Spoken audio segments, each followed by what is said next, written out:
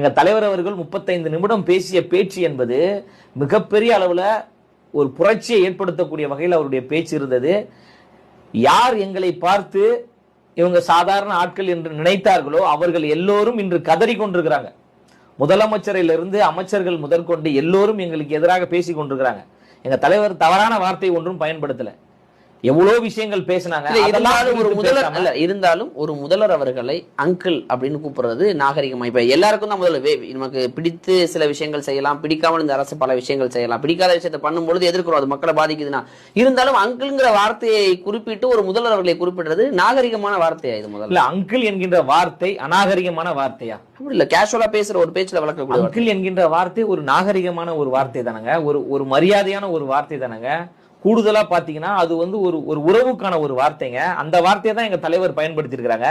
இப்ப அரசியலுக்கு வந்ததுனால நீங்க அதை சர்ச்சை வார்த்தைன்னு சொல்றீங்க. எங்க தலைவர் அரசியலுக்கு வருவதற்கு முன்பாக உதயநிதி ஸ்டாலின் அவர்களோடு, முதலமைச்சர் ஸ்டாலின் அவர்களோடு நெருங்கி பழகி இருக்கிறாரு, பேசியிருக்கிறாரு. அப்ப எங்க தலைவர் அவர்கள் ஸ்டாலின் அவர்கள் என்ன சொல்லி பேசியிருப்பாரு? என்ன அங்கிள் நல்லா இருக்கிறீங்களா, சாப்பிட்டீங்களா, வீட்டுல எல்லாரும் நல்லா இருக்கீங்களா அப்படின்னு தான் எங்க தலைவர் பேசியிருப்பாரு. அப்ப அங்கிள் என்கின்ற வார்த்தை ஒரு மரியாதையான ஒரு வார்த்தை தான்.